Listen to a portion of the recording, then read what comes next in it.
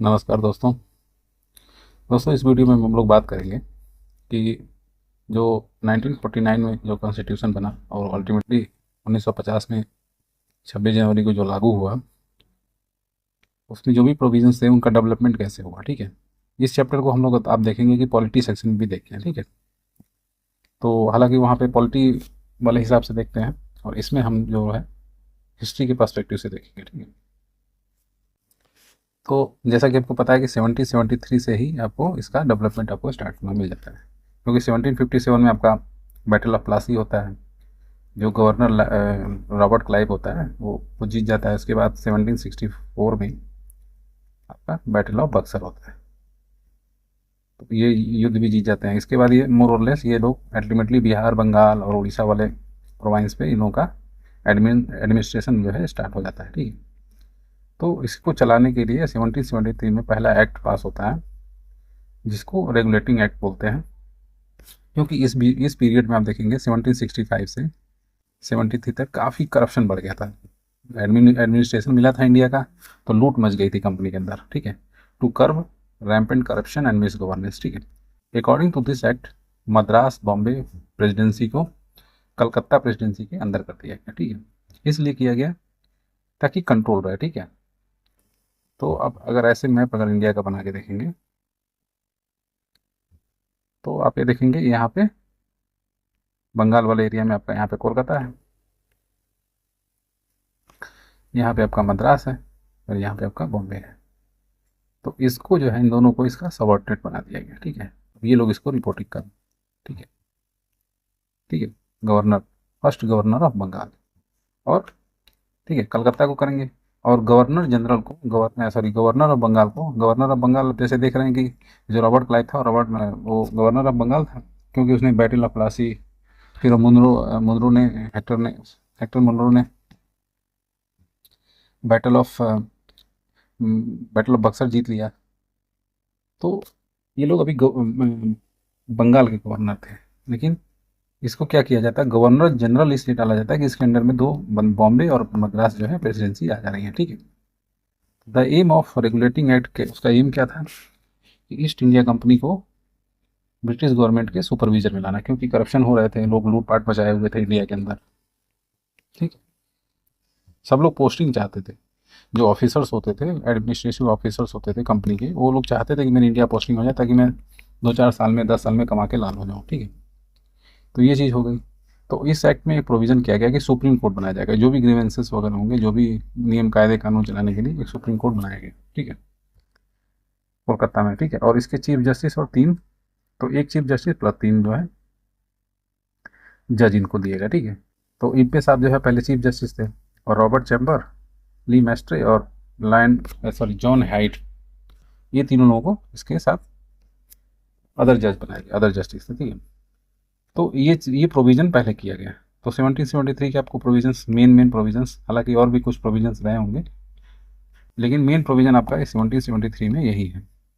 ये है कि सबसे पहले जो है गवर्नर जनरल कर दिया गया, और बंगाल के अंदर जो है बॉम्बे और उसको कर दिया गया, मद्रास को कर दिया गया, और वारेन हेस्टिंग्स को बना दिया गया। ठीक है, सुप्रीम कोर्ट भी किसी के साथ स्टेब्लिश हुआ।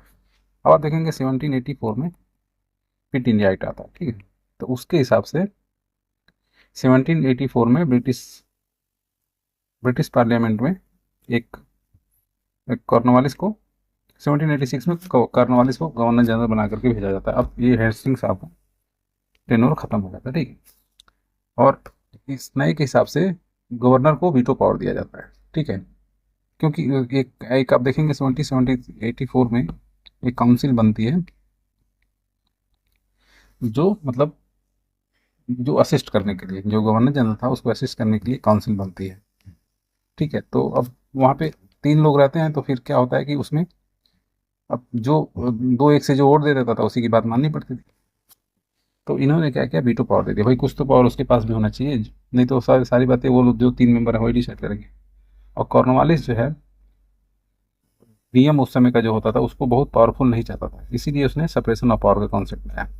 और इसने एडमिनिस्ट्रेशन, आप देखेंगे दीवानी और सिविल राइट वगैरह अलग कर दिया, टैक्स कलेक्शन अलग कर दिया, क्योंकि फिर होता है जब जिसके पास न्याय रहेगा तो वो उसका फ़ायदा उठाना चाहेगा, ठीक है। और जो मोनोपोली थी कंपनी की वो 1813 में आप देखेंगे ख़त्म कर दी जाती है, ठीक है। तो ट्रेडिंग मोनोपोली थी इनके पास, और ये लोग युद्ध वगैरह जीत करके एडमिनिस्ट्रेशन भी उस एरिया में करने लगे, ठीक है। तो अब कंपनी को ये लगा कि भाई ऐसा है कि जो ट्रेडिंग वाला चीज़ है इसमें सबको अलाउ करो, सब लोग करेंगे, और एडमिनिस्ट्रेशन वाला काम ये लोग देखेंगे, कंपनी देखेगी। तो ठीक है, तो इसमें अदर प्लेयर जैसे इंडियंस को भी, इंडिया कोई भी मतलब व्यापार कर सकता है, कौन मिला जुला के। लेकिन अभी टी में जो मोनोपोली है अभी 1813 में ख़त्म नहीं हुई, ठीक है। और अगले 20 साल के लिए कंपनी को रेवेन्यू कंट्रोल करने के लिए दे दिया गया, ठीक है। और 1833 में कंप्लीट सब कुछ ख़त्म कर दिया गया। चाय वाय और चाय और चाइना के साथ जो व्यापार का जो ईस्ट इंडिया कंपनी के पास या कंपनी के पास जो मोनोपोली थी वो ख़त्म कर दी गई, ठीक है। फाइनेंशियल राइट जो है कंपनी का वो ख़त्म कर दिया गया, और केवल ये पॉलिटिकल काम करेंगे, ठीक है। तो फाइनेंशियल काम ख़त्म, अब केवल एडमिनिस्ट्रेशन वाला काम करेंगे।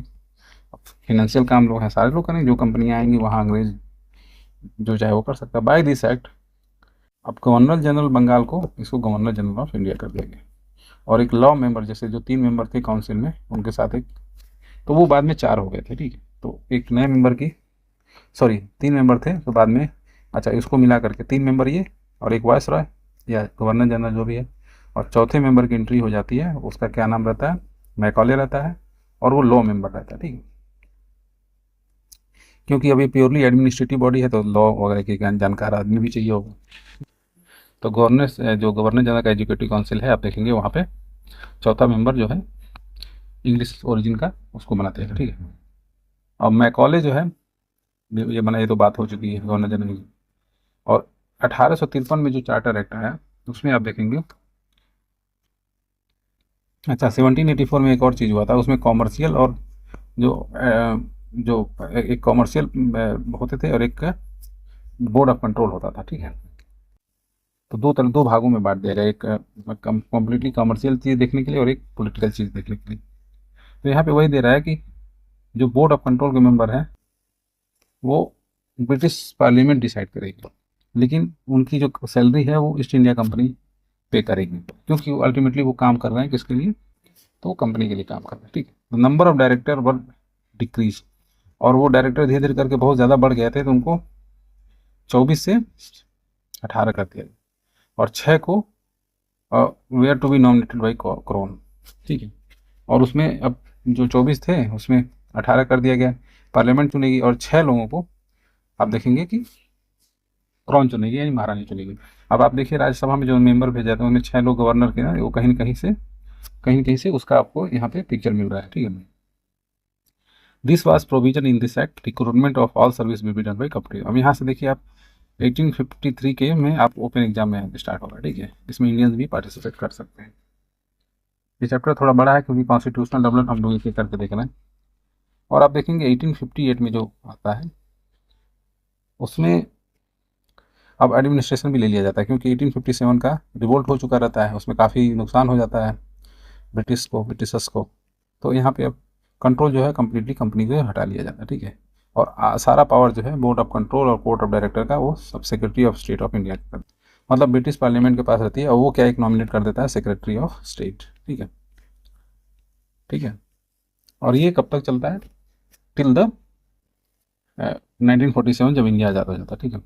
और गवर्नर जनरल को अब ऑर्डिनेंस वगैरह इशू करने के लिए बना दिया जाता है। और यहाँ पे ही भी आप देखेंगे कि जो पोस्ट का नाम है वो 1858 में ही वायसरॉय हो जाता है, ठीक है। और यहाँ पे आप देखिए जो 1861 का जो है उसमें आपको ऑर्डिनेंस, आज भी आप देखेंगे कि पार्लियामेंट और राष्ट्रपति जो है, पार्लियामेंट नहीं राष्ट्रपति जो है, और पार्लियामेंट अगर सेशन में नहीं रहे तो एक ऑर्डिनेंस जारी करता है, ठीक है।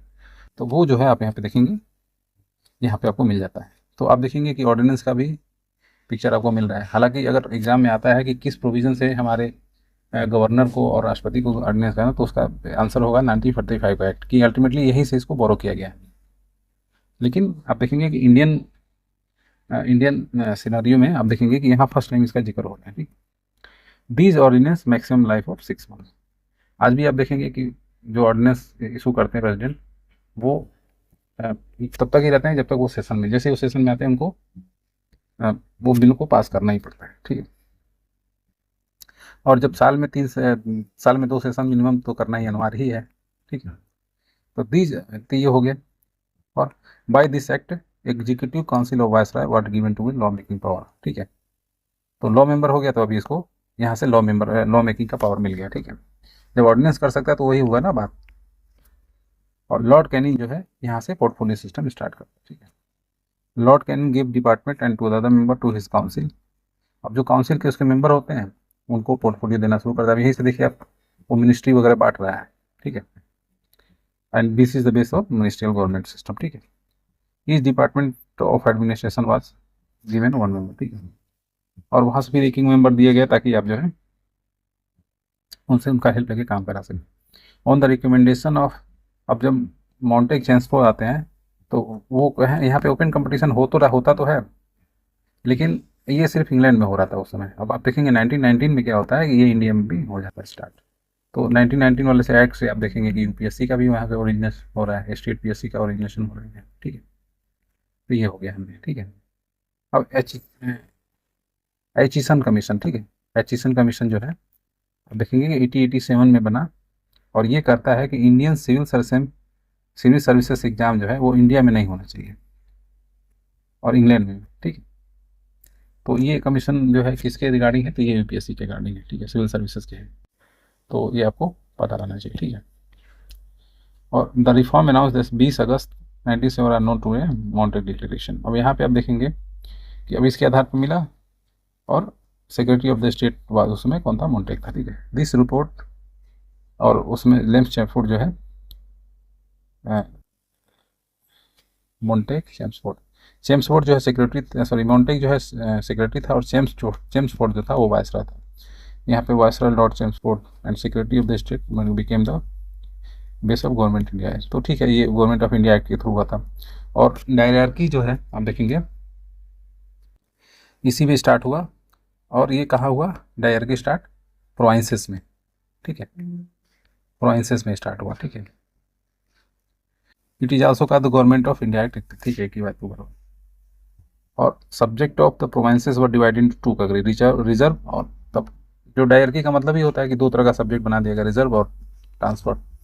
तो आप देखेंगे कि जो रिजर्व है वो रहेगा गवर्नर के पास, ट्रांसफर सब्जेक्ट जो है वो आप लेजिस्लेचर को देखें, ठीक है। Transfer subject were given to the legislature cabinet, और reserve subject law to the government council के पास रहेगी, ठीक है। तो यहाँ से आप देखेंगे तो डायरार्की स्टार्ट हो रही है। तो आप देखेंगे कि अब ये सब्जेक्ट स्टेट लिस्ट बनती है और एक यूनियन लिस्ट बनती है।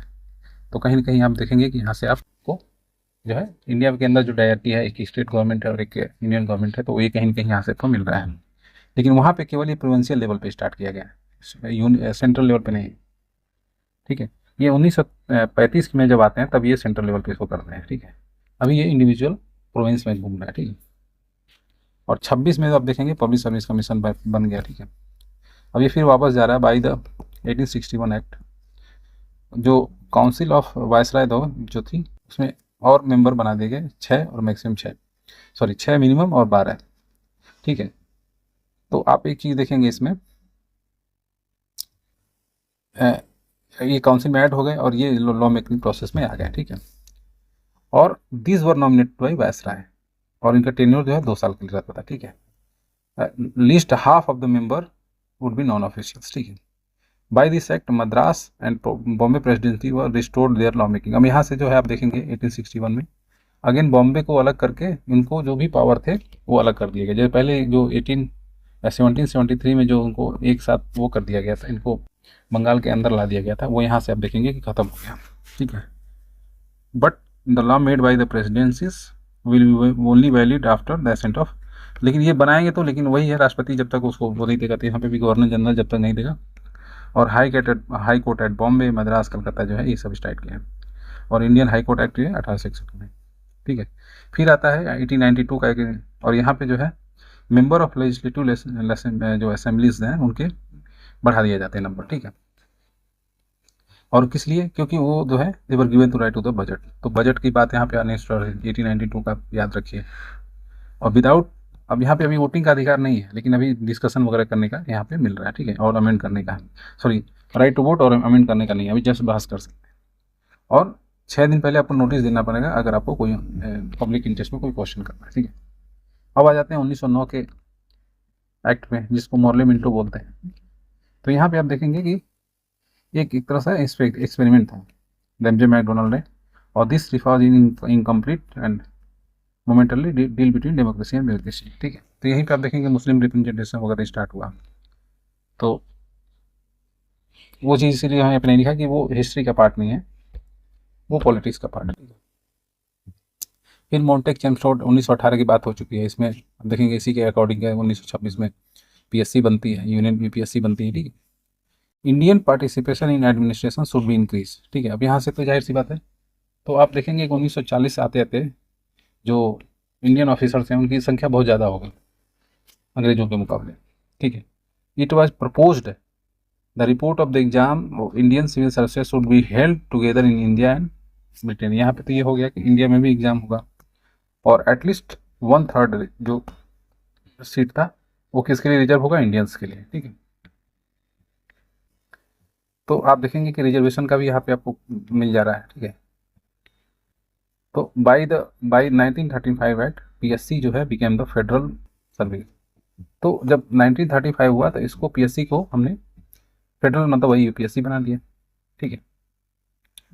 और फ्रॉम 1937 फेडरल पब्लिक कमीशन और British public commission start conducting exam separately, ठीक। और यहाँ से फिर यहाँ पे अब अलग अलग हो गया, अभी एक साथ होता था जो पीएससी के अंतर्गत होता था, और इंग्लैंड और इंडिया के अंदर होता था, लेकिन अब यहाँ पे अलग अलग ही कर दिया गया कि ठीक है आप अपना कीजिए, हम अपना करेंगे। तो ये लोग जाहिर सी बात है कि इंडियन लोगों को रिक्रूट करेंगे इस तरह का, ठीक है। और 1950 में के बाद जो है फेडरल पब्लिक को यूनियन पब्लिक बना दिया गया, ठीक है, बाय दिस एक्ट डायरकी प्रोवाइंस। और आप देखेंगे कि ये जो 1935 है इसमें भी डायरकी जो है प्रोवाइंस के अंदर वो हटा दी जा रही है, और डायरकी जो है सेंटर में चली जा रही है। तो आज की डेट में भी आप देखेंगे, लेकिन आपको डायरकी जो है आप देखेंगे स्टेट के अंदर नहीं मिलेगा, ठीक है। वो एमएलए एमएलसी होते हैं उसको बाई कैमरल रीजन बोलते हैं, उसके डायरकी से कोई लेना देना नहीं है, ठीक है। और provinces were given autonomy and dual governance, यहाँ पे ऑटोनमी देकर के वहाँ पे डुअल गवर्नेंस को हटा दिया जा रहा है और वो सेंटर में लाया जा रहा है, ठीक है। And with this intention reserve and transfer ये अबॉलिश हो जा रहा है, अभी सब सेंटर में जाएगा। द सेपरेट कम्युनल इलेक्टोरेट जो है एक्सपेंड कर दिया गया, और उसमें एससी मुस्लिम और सिख तो पहले ही थे। तो याद रखिएगा मुस्लिम जो है 1909 में आए थे, और सिख यूरोपियन और एंग्लो इंडियंस और क्रिश्चियन जो है 1919 में इनको दिया गया था। और फर्दर जब 1935 का आता है तो इसमें इसको एक्सटेंड करके एससीज को डाल दिया जाता है, ठीक है।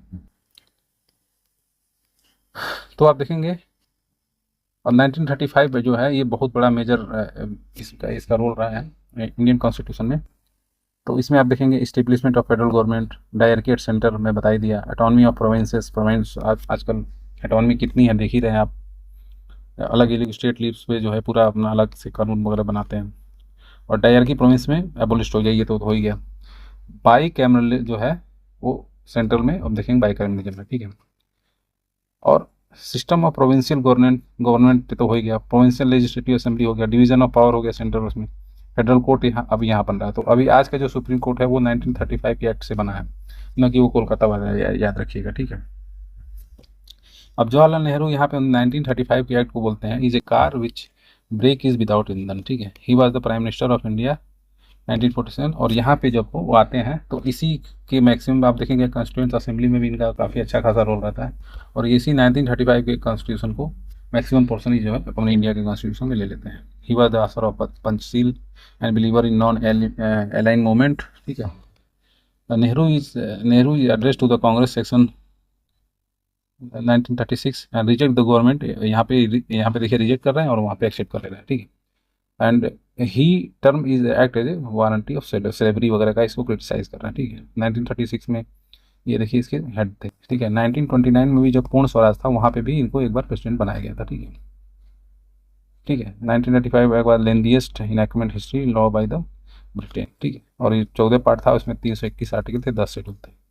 तो आप समझ सकते हैं एक तरह से मिनी कॉन्स्टिट्यूशन है या कॉन्स्टिट्यूशन है। The instrument of instruction of the government of India 1935 included in DPSP।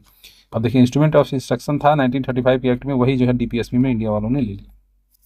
ठीक है, तो ये हमने कॉन्स्टिट्यूशन डेवलपमेंट देख लिया। अब आगे चलते हैं। तो इसके बाद आप लोग देखेंगे दोस्तों कि मॉडर्न हिस्ट्री का जो ये मिसलेनियस वाला पार्ट है ये है। ठीक है, और ये लास्ट चैप्टर है। ठीक है, इसमें जो भी फैक्ट्स थे वो अगर कुछ छूट गए हैं और कुछ ऐसे फैक्ट्स जो इनको आप एक पर्टिकुलर सेक्शन में आप कैटेगराइज नहीं कर सकते, तो उसके लिए बनाया गया। जैसे नॉर्मली कोई बुक वगैरह कोई लिखा है तो उसमें आप क्या ही उसको कैटेगराइज करेंगे। तो इस तरह की चीज़ों को देखते हुए हम इस वीडियो को ख़त्म करेंगे, और मेरा ये लास्ट वीडियो रहेगा। और इसके पहले की सारी वीडियोज़ मैंने कंप्लीट किए हैं, वो आप जा करके देख सकते हैं, रिवीजन कर सकते हैं। और जैसा कि पता है, ये घटना चक्र की जो क्वेश्चन आंसर जो पुनरावलोकन होती है उसमें क्वेश्चन आंसर दिए रहते हैं। उसके पहले एक शॉर्ट नोट्स टाइप का दिया रहता है रिवीजन के लिए, तो हम लोग उसको कर रहे हैं। उस सीरीज़ का ये लास्ट वीडियो है। ठीक है, मॉडर्न इंडिया का।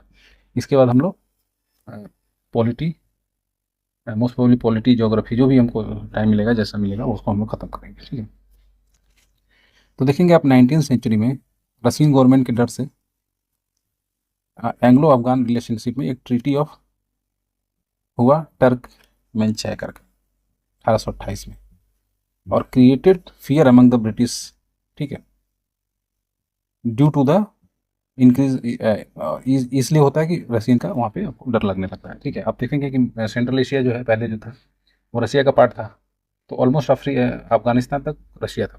ठीक है, तो इसीलिए जो है एंग्लो अफगानिस्तान को एज ए बफर स्टेट जो है ब्रिटिशर्स रखना चाहते थे, और वो नहीं चाहते थे कि रशिया जो है उन पर अटैक करे। ठीक है, expert in England, this is called the crisis in India. और इसको जो है वो लोग जो एक्सपर्ट थे इंग्लैंड के अंदर, वो लोग उसको क्राइसिस ऑफ इंडिया बोलते थे। ठीक है, नॉर्थ वेस्ट में ये होता था, पासेस वर की टू द इंडिया। अब ये अब देखेंगे, अगर ऐसे देखेंगे तो ये आपका पाकिस्तान हो गया, और ये समझो अफगानिस्तान हो गया। ठीक है, अब यहाँ से सेंट्रल एशिया वगैरह है, तो यहाँ ये इधर से ही आपको एंट्री का चांस है इंडिया के अंदर। तब तो पाकिस्तान इंडिया का ही पार्ट था।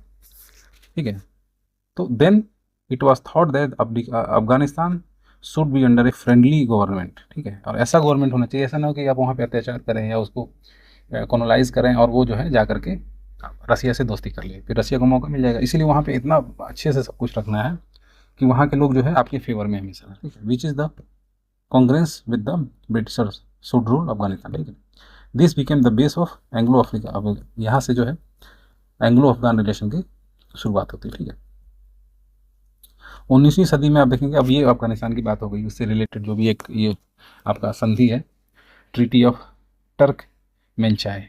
ठीक है, अब उड़ीसा की बात करते हैं, तो उड़ीसा जो है आप देखेंगे कि एक बार 1866 और 67 में भयंकर फेमाइन आया, अब तक का सबसे बड़ा। अब इसमें बताते हैं कि करीब करीब इतने लोग मर गए कि आज जो उड़ीसा बचा हुआ है उसके लगभग आधे लोग उस समय के मर गए थे। ठीक, और आप देखेंगे एस्टिमेट जो है 13 लाख डेथ की बात हो जाए टिक प्लेस इन उड़ीसा। ठीक है, this famine is describe as sea of calamity. ठीक है, इतना ज़बरदस्त, आधी हो गई उस समय की जो पॉपुलेशन थी। Orissa famine emerged decisively in the history of Indian famine because after a committee under the George Campbell, इसके बाद जो है आप देखेंगे एक कमेटी बनाते हैं। ठीक है, फेमाइन के ऊपर। ठीक है, और लॉर्ड हेस्टिंग उस समय का जो आप देखेंगे 1866 से 67 तक जो मतलब हुआ था। ठीक है, लॉर्ड हेस्टिंग जो है आकर के पिंडारी को सप्रेस करते हैं। तो लॉर्ड हेस्टिंग आप देखेंगे 1815 के आसपास रहते हैं, और ये यहाँ पे आकर के जो पिंडारिस थे आप देखेंगे महाराष्ट्र वाले इलाके में, वहाँ पे ये लोग एज ए ट्राइबल थे, रहते थे। ठीक है, at the time of Mughal attack on the Maharashtra 1889 में पिंडारी का नाम आता है, फर्स्ट टाइम मेंशन होते हैं ये लोग। और ये समय जो है अंग्रेजों के साथ इन लोगों की लड़ाई होती है। Pindari has 3 main leader. ठीक है, चिट्टू, बासिल मोहम्मद और करीम खान। ठीक, तो ये वहाँ पे पिंडारी की बात हो गई। जो उड़ीसा के अंदर जो फेमाइन था उसकी हमने बात कर ली, अफगानिस्तान की बात कर ली। अब हम आगे चलते हैं और गांधी और तिलक की बात करते हैं। ठीक है, तो आप देखेंगे कि both toured throughout the India. ठीक है, अब जो काम गांधी जी बाद में किए कंप्लीटली अवेयर सिटीजन के खिलाफ के लिए किए, वो देखेंगे तिलक सेम काम करते हैं, लेकिन वो इतना जल्दी करते हैं कि वो पब्लिक उनको एडजस्ट नहीं कर पाती। नहीं तो आप देखेंगे कि अगर तिलक उस टाइम रहते, अगर गांधी तिलक की जगह रहते, तो फिर वो वैसे ही वो कैरेक्टर रिप्लेस हो जाता। तो Tilak was the first nationalist leader who work for the establishment of close relation with the masses. ठीक है, रूट लेवल। ठीक है, अब मावलंकर जो है ये पहले स्पीकर बने। अब मिक्स में ऐसे ही आएगा, कोई भी फैक्ट कहीं से भी आ जाएगा, क्योंकि वो उनको समेटना है ना, जो जो कहीं से बची कुछ चीज़ें हैं।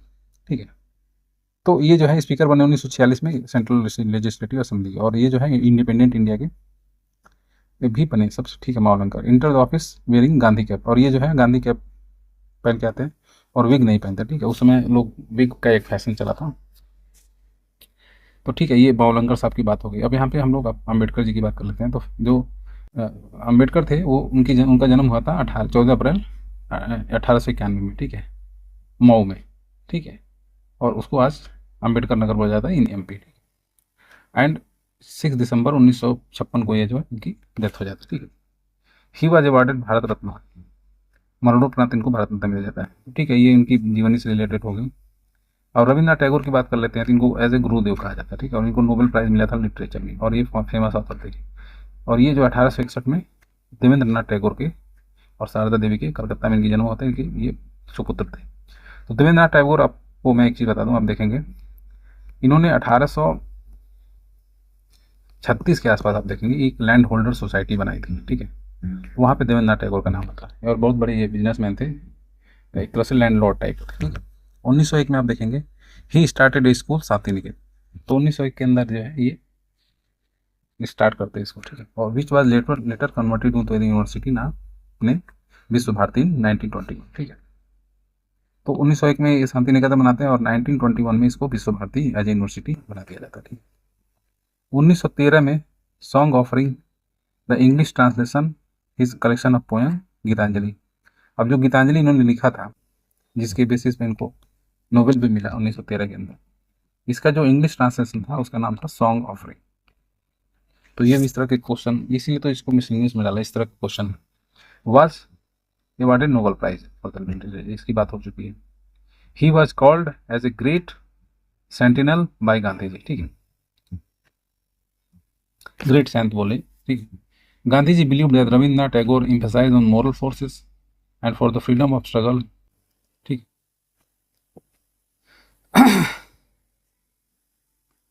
अब हम लोग बात कर लेते हैं द फेमस स्लोगन ऑफ जय जवान जय किसान। ये कौन दे रहा है? फॉर्मर पीएम लाल बहादुर शास्त्री जी दे रहे हैं। ठीक है, during the quit India movement जो 9 अगस्त 1942 को स्टार्ट होता है, Gandhi ji said freedom is within the our reach and we should hold it very tight. ठीक है, जवाहरलाल नेहरू पोस्ट इंडिपेंडेंस कहते हैं कि everything could wait but agriculture wait नहीं करता है। वैसे Mountbatten blame Jinnah for the partition. Mount batten ने जो है जिन्ना को ब्लेम किया है कि उन्होंने, वो जो है पार्टीशन के जिम्मेवार है। In August 1923 the session of all India Hindu Mahasabha. तो आप देखेंगे हिंदू महासभा जो है 1915 के अंदर बनती है। ठीक है, और इसका एक सेशन होता है 1923 में, और वो कहाँ होता है? बनारस में, और वो चेयर कौन करता है? मदन मोहन मालवीय। ठीक है, और ये अटेंड किया जाता है कितने के द्वारा? 1500 डेलीगेट्स के द्वारा from various religious such as Hindu, Sikh, Parsi. ठीक है, तो एक तरह से नॉन मुस्लिम्स। अब्दुल गफ्फार खान, जिनको फ्रंटियर गांधी भी बोला जाता है, वो कहाँ जन्म होता है उनका? मंजई में, जो खैबर पख्तूनिया पाकिस्तान में है। ठीक है, फ्रंटियर ट्राइबल एरिया अर्ली, उस समय फ्रंटियर ट्राइबल एरिया के नाम से जाता था ब्रिटिश इंडिया के अंदर।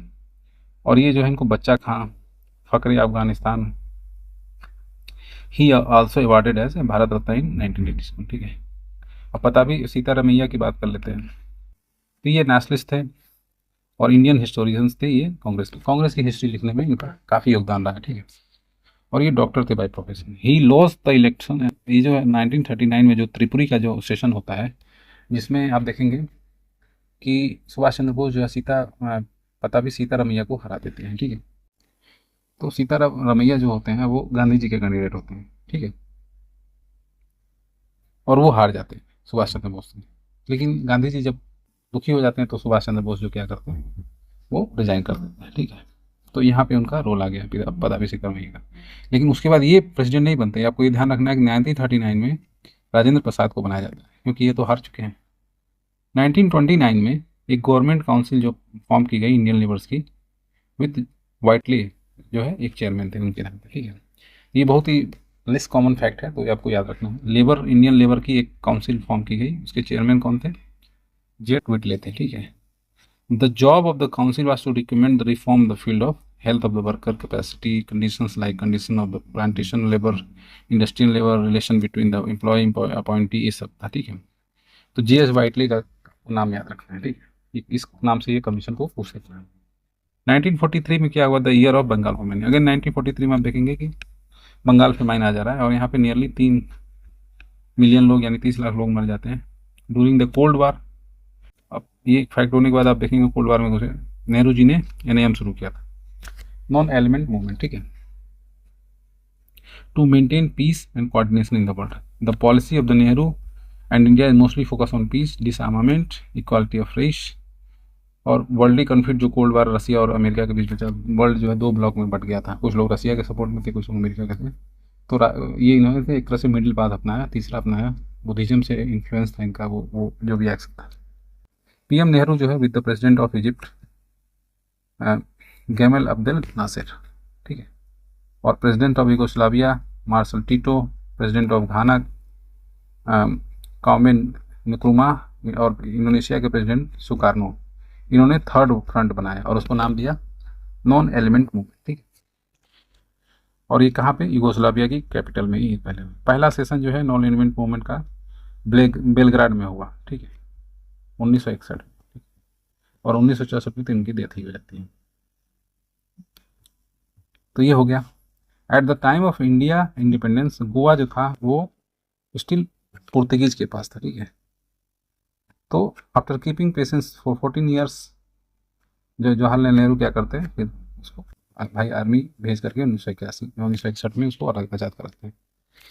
Jawaharlal Nehru the first PM of India was influenced by the idea of socialism, British liberalism and Gandhi ji. ठीक है, he never supported the German nationalism. In his famous book Glimpses of the history the idea of socialism was clearly visible in his article and speeches. ठीक है, Calcutta female school जो है, जिसको आज बेंथुन college बोला जाता है, ये किसने बनाया था, जॉन एलियट ड्रिंक ने, वाटर बेंथुन में। ठीक है, it was the first school for the girl in Calcutta, open in with the help of Raja Dakshina Ranjan Ram Gopal Ghosh. ठीक है, Pandit Ishwar Chandra Vidyasagar was the first secretary of the Bethune school. ठीक है, he establish 35 female school in the Bengal presidency. ठीक है, अब बंकिम चंद्र चट्टोपाध्याय की बात कर लेते हैं।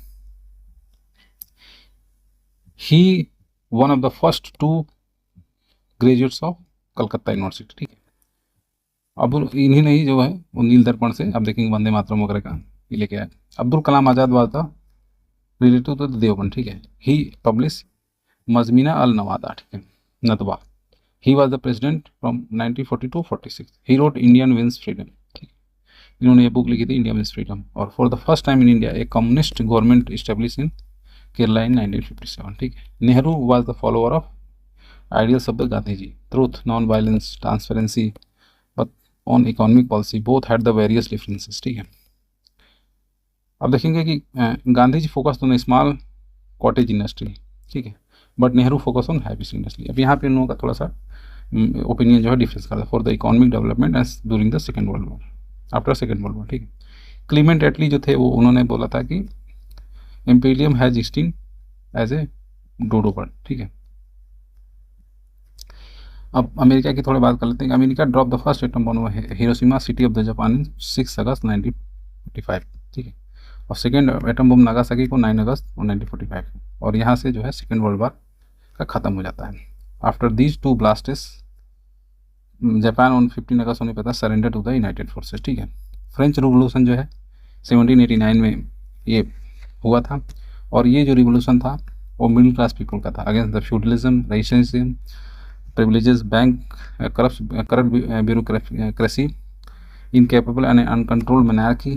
ठीक है, ये सब के लिए हुआ था। Jawaharlal Nehru died during the 4th term, और उनका 4th टर्म का 1947 से 52, 1952 से 57, 57 से 62, 62 से 64। 27 में 1964 को नेहरू जो रिप्रेजेंट किए थे फुलपुर कॉन्स्टिट्यूंसी ऑफ इलाहाबाद। ठीक है, Morarji Desai was the first non Congress leader who became the prime minister of 24 March 1977। He represent Surat constituency of Gujarat. ठीक है, बंकिम चंद्र चटर्जी की बात कर लेते हैं। इन्होंने कंपोज किया Vande Mataram song, it is the mention in the novel Anand. ठीक है, जो किस पे बेस्ड था, नील दर्पण, जो आपका जो नील विद्रोह हुआ था, इंडिगो रिवोल्ट हुआ था 1959 से 60 के एरा में, उस समय, ठीक है। Shimla pact was signed between Indira Gandhi and Zulfikar Ali Bhutto, president of Pakistan, after the Indo Pak war in 1971। Operation Vijay जो है सक्सेसफुल मिलिट्री ऑपरेशन था against the Pakistan during the Kargil 1999, ठीक है। 23 दिसंबर को एवरी ईयर मनाया जाता है किसान दिवस, to remember the former late Chaudhary Charan Singh, ठीक है। First meeting of the all India socialist youth Congress was held in Calcutta on 27 December 1928, और उसको कौन चेयर किया था? Jawaharlal Nehru. Alipur central jail is situated in Kolkata, Bengal, ठीक है। इट वाज इस्टेब्लिश इन 1906, ठीक है। Political prisoner during the British rule और केप्ट देयर, ठीक है। ऑपरेशन पोलो इनिशिएट किया गया किसके लिए? हैदराबाद के लिए, ठीक है, as a military operation in the Hyderabad province, 13 से 18 सितंबर 1948 को। कार्ल मार्क्स ने एक्सप्लेन क्या किया है? Class struggle with the theory of dialectical materialism, ठीक है। According to the Marx, the basis of the society in the ancient time was slavery. Land is the basis of feudal society and caste is the basis of middle class people, ठीक है। This is materialistic explanation of the history. According to him, the history of society is determined by the economic factor into the which lie the element of class struggle, ठीक है। Georgian calendar जो है most famous calendar है the present time, it is use in the world, ठीक है। Mother Teresa born in Albania, North Macedonia in 1910, and at the age of 18 she took the membership of missionary. She came to India in 1929 and taught a St Mary High School, Calcutta, ठीक है। At the time of her death 5 September 1997 she was an Indian citizen, ठीक है। Fateh Singh Rathore was also known as nickname of Tiger Man, ठीक है। Sirimavo Bandaranaike was the first women prime minister of any country in India, और ये कहाँ की थी? श्रीलंका थी। She was the prime minister of Sri Lanka, ठीक है। 10 Downing Street is official resident of British PM, ठीक है, which is situated in Westminster city of the London. China annex Tibet in 1959। In 1959 the sovereignty of Tibet is ended. Union Soviet is a socialist republic, USSR, also referred to as a Soviet Union, was dissolved in the 15 independent republic in 26 September 1991. After the Second World War, Germany was divided into the United States of America influence West Germany and Russia influence East Germany. And finally, 3 October 1999, Germany was again united, and Kailum is the credited to the first use of paper in China. ठीक है, he was the resident of Jianghuan province of China. He made the paper in 105 AD में। तो ये सब हमने miscellaneous का part देख लिया, और इसी के साथ हमारी जो ये हिस्ट्री की सीरीज है इसको हम लोग खत्म करते हैं। मिलते हैं नेक्स्ट वीडियो में। फीडबैक हमें जरूर दीजिए। Thank you.